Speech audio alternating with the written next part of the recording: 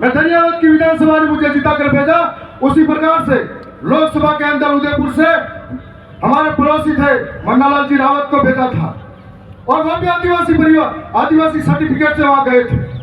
फर्क इतना है कि मैं वहां जाकर शिक्षा के लिए बोला, वो पाखंड के लिए बोला। मैं वहां जाकर जल जंगल जमीन बचाने के लिए बोला और धर्म की लड़ाई लड़ने के लिए बोला।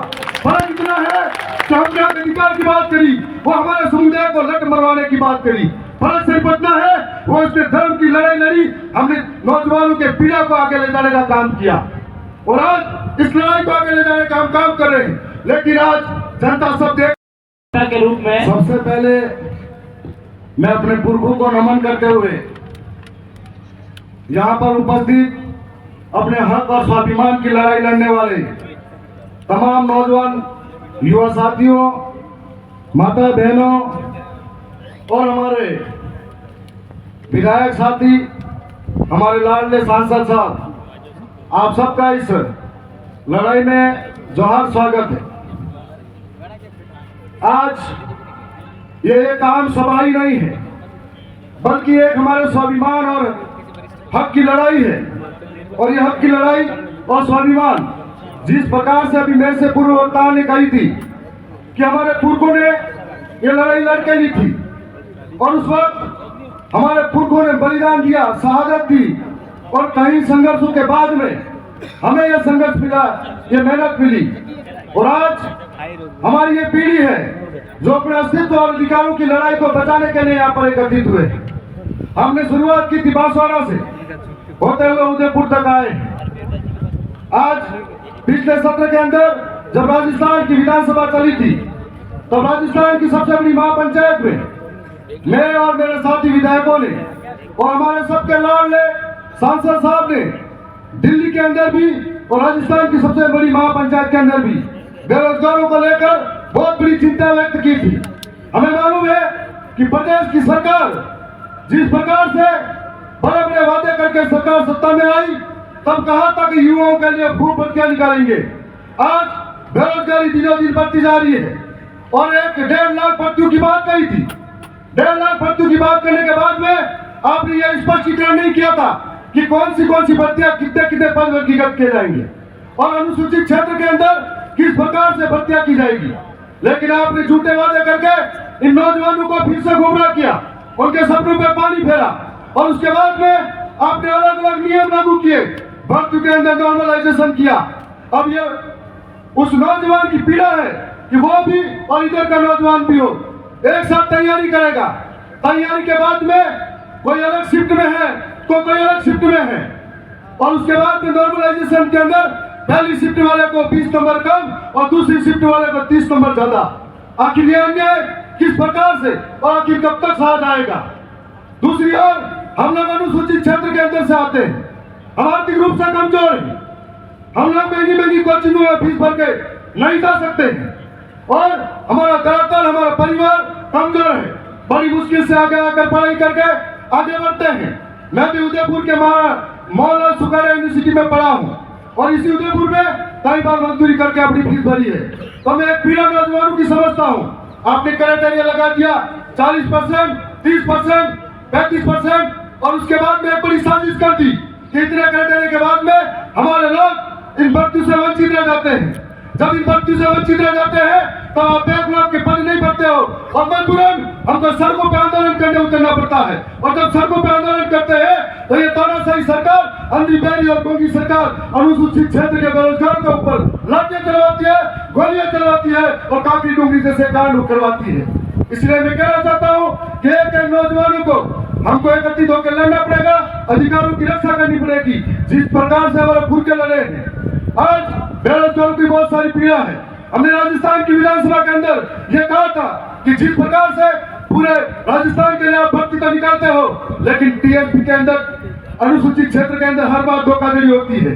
हमारे को स्पष्ट नहीं कहा जाता है कि किस प्रकार से कितनी भर्ती में हमारे पद हैं और इस धोखे के साथ में हमने कहा था कि हमारे लिए अलग कैडर बनाया जाए, अनुसूचित क्षेत्र की अलग भर्तियां की जाए ताकि हम लोग सुरक्षित हो सके और हमारे आप पे हम लोग हमारा हक अधिकार ले सके।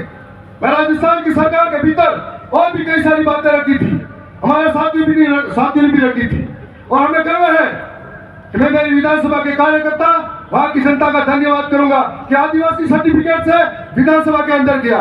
मैं एक बात और भी कहना चाहूंगा, मैं धन्यवाद की विधानसभा ने मुझे जिता कर भेजा, उसी प्रकार से लोकसभा के अंदर उदयपुर से हमारे पड़ोसी थे मन्नालाल जी रावत को भेजा था और वह भी आदिवासी परिवार आदिवासी सर्टिफिकेट से वहां गए थे। फर्क इतना है कि मैं वहां जाकर शिक्षा के लिए बोला, वो पाखंड के लिए बोला। मैं वहां जाकर जल जंगल जमीन बचाने के लिए बोला और धर्म की लड़ाई लड़ने के लिए बोला। फर्क इतना है कि हमने अधिकार की बात करी, वो हमारे समुदाय को लट मरवाने की बात करी।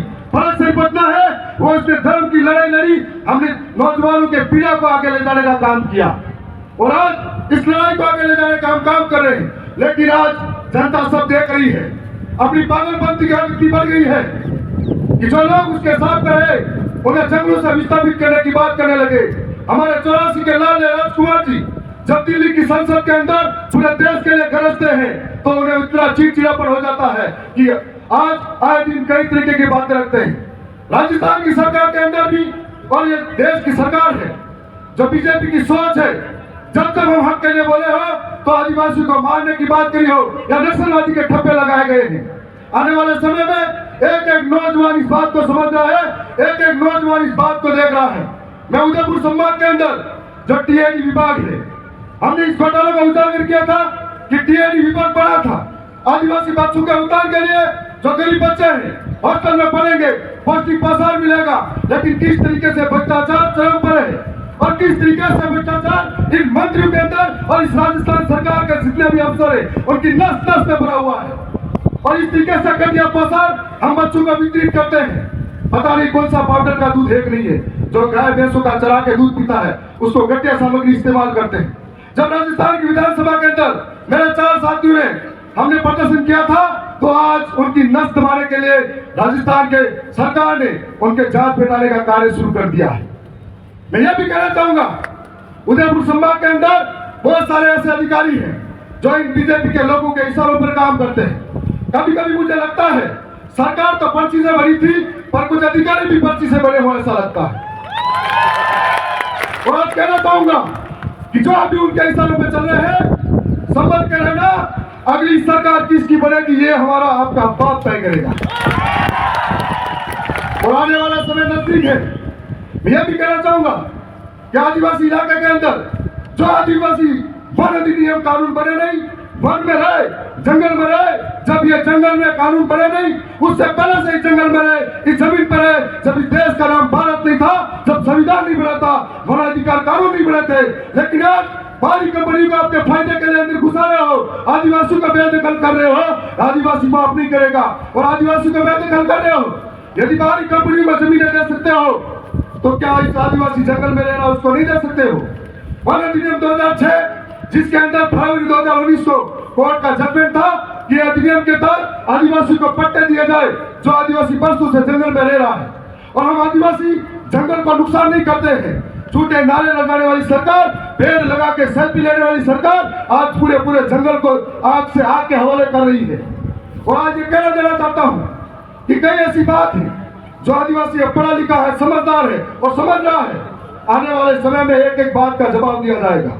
मैं साथ साथ में यह भी कहना चाहूंगा कि उदयपुर संभाग के अंदर कई लोग ऐसे बैठे हुए हैं, जब झोपड़ी से निकल के आए थे तो लोगों ने भरोसा किया था और आज झोपड़ी वालों के घर भूल गए।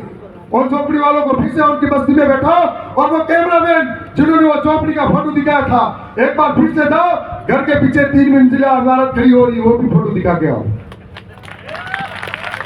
और उदयपुर के अंदर कहाँ कहाँ होटल चल रही है, वो आदिवासियों के पैसों से चल रही है, हमें सब मालूम है, क्योंकि हमें जनता ने इस काम के लिए भेजा है कि आगे आकर ऐसे जो भ्रष्टाचारी है उनकी नाक में दम करना है। आने वाले समय में आप निश्चित तौर पर समझना, मैं भी बेरोजगार था, दर दर की ठोकरें खा के उदयपुर शहर में दर दर घुमा था। मैं एक एक पीड़ा को समझता हूँ। मैं थावर चंडामा आपसे वादा कर रहा हूँ कि अगली बार फिर से राजस्थान की सरकार चलेगी, तब राजस्थान की सरकार में इस पर की पर्ची सरकार का आप नाक में दम कर दूंगा, इतना आपको वादा दिलाना चाहता हूँ। आपकी हर एक बात को राजस्थान की सरकार के सामने ले जाऊंगा, चाहे सरकार अंधी हो, डरी हो या खूबी हो, उनके सामने आपकी पीड़ाओं को लेके जाऊंगा कि किस प्रकार से 4 साल तक भर्तियों के लिए इंतजार करवाते, छात्रवृत्ति के नाम पर हमारे साथ धोखा हो रहा है और सरकारी योजनाओं की स्कूटियां दूर खा रही है। ये सारी चीजें हमारी आंखों के सामने है। आज फिर से लड़ाई है, जो लड़ाई एक बहुत बड़ा जन आंदोलन है। ये जन आंदोलन उदयपुर के अंदर हो रहा है, लेकिन रणदीप बेरी की सरकार को देखना चाहिए, सुनना चाहिए इनकी पीड़ा को। यदि नहीं समय रहते नहीं सुना तो ये जो नौजवान है, ये युवा है, ये वायु की तरह है जो आपको पलट के रख देगा। मैं पुनः बहुत सारे वक्ता यहाँ पर